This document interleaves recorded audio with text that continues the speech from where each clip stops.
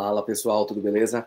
Professor André Cordeiro na área, e nesse vídeo falaremos um pouco sobre oximetria e capnografia, o que diz as orientações práticas de ventilação mecânica sobre esses dois tópicos. Então, se você se interessa pelo ambiente da terapia intensiva, você está na videoaula certa. Então não se esquece, se inscreve aí no canal, também deixa o seu like, ativa o sininho e compartilha esse vídeo com os seus colegas. Então é isso, bora pro vídeo.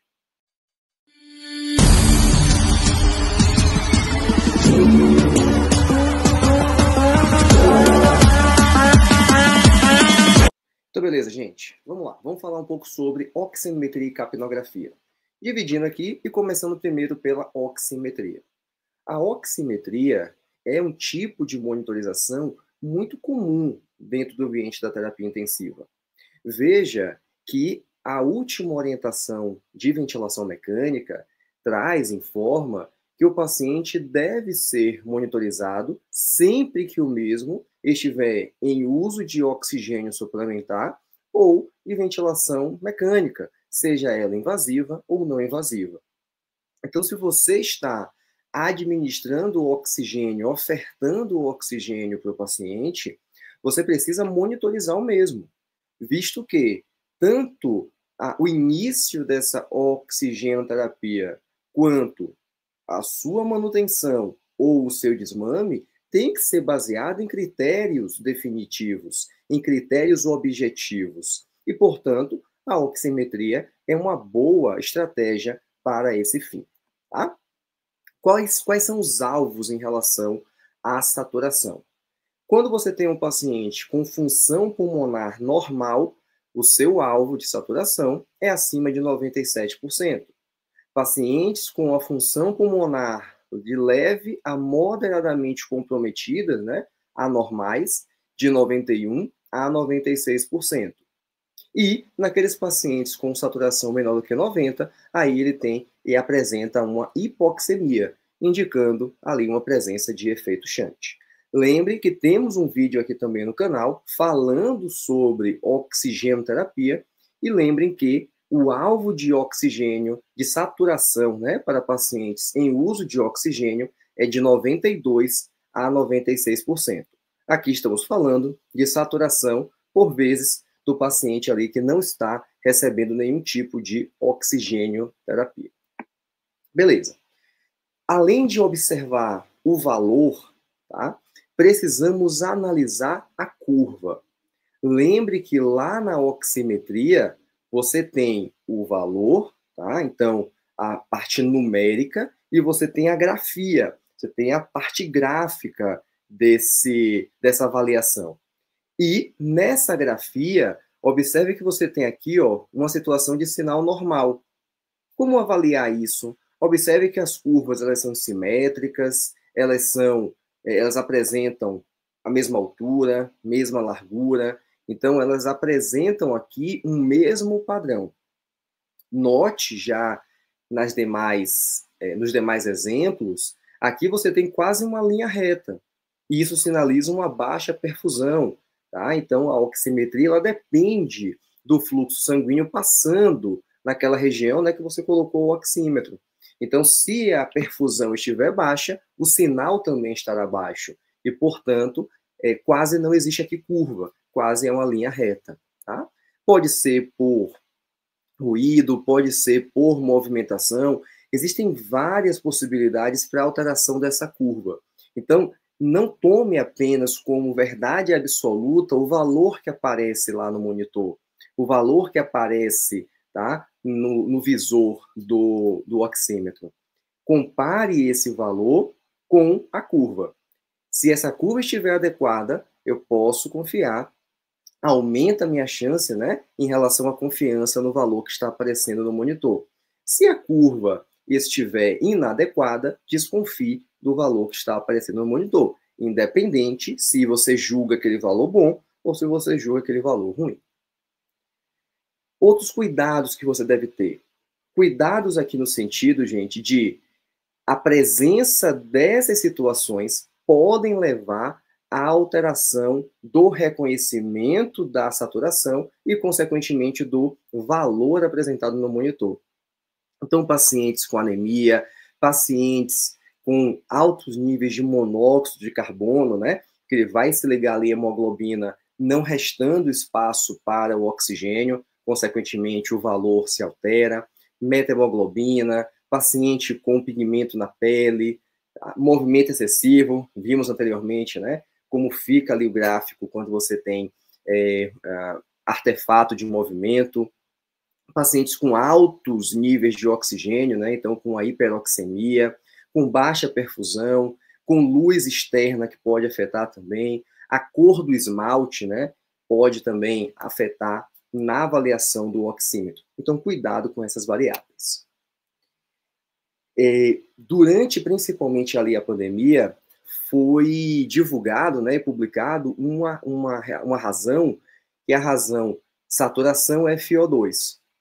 O que temos de mais clássico na literatura é a razão, a relação PaO2-FiO2. Porém, novamente, durante a pandemia ganhou muita força essa relação saturação-FiO2. Por quê? Porque durante a pandemia, nem todos os hospitais, nem todos ambientes de cuidados a pacientes mais graves possuíam ali, por exemplo, um gasômetro, né, para analisar PaO2. Mas a maioria, se não todos, possuíam um oxímetro. Então, era muito mais fácil avaliar a saturação periférica do que a pressão arterial de oxigênio. Então, ganhou força aqui essa saturação, tá? Se você lembrar, a última atualização da definição de Berlim para pacientes com SARA traz essa saturação FiO2 como um parâmetro para avaliação desses pacientes com SDRA, tá? E a última orientação prática mostra que as duas razões, né, essas duas relações, são bem-vindas para a avaliação de níveis de oxigenação desses pacientes. Uma outra forma de avaliar é através do índice ROX, né, do ROX Index, que nada mais é do que o cálculo do ROX Index é saturação dividido pela FiO2 e esse valor dividido pela frequência respiratória. Qual a ideia?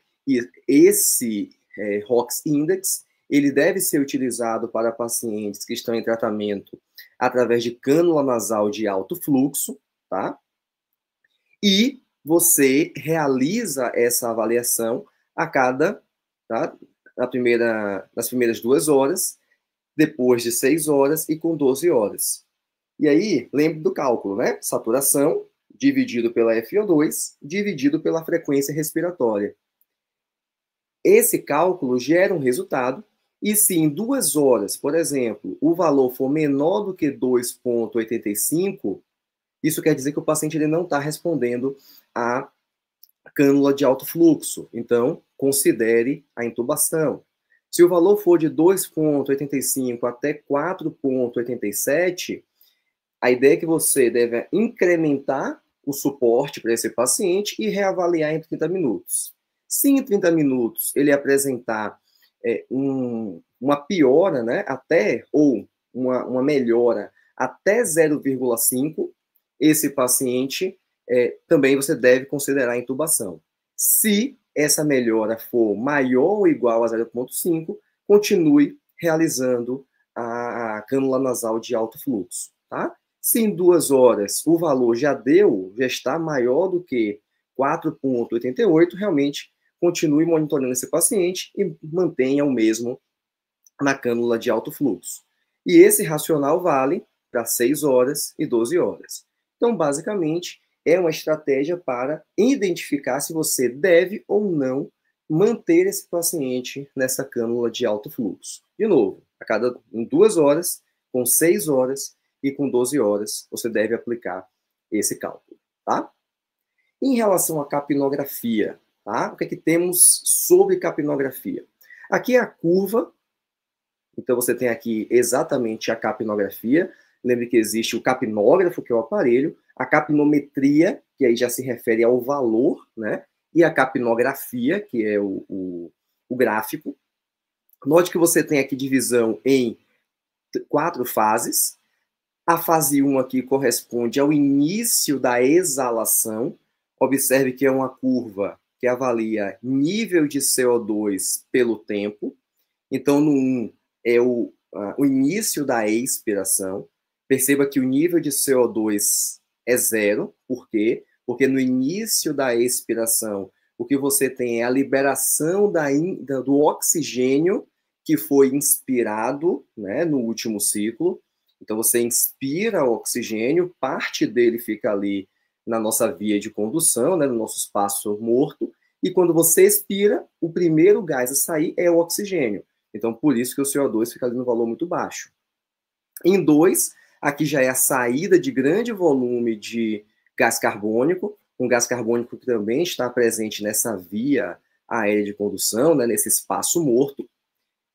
No 3 aqui, corresponde à saída do CO2 que estava lá nos alvéolos, então eles começam a sair até alcançar um valor máximo, que ele é chamado de EtCO2, né? Esse volume máximo de CO2 expirado.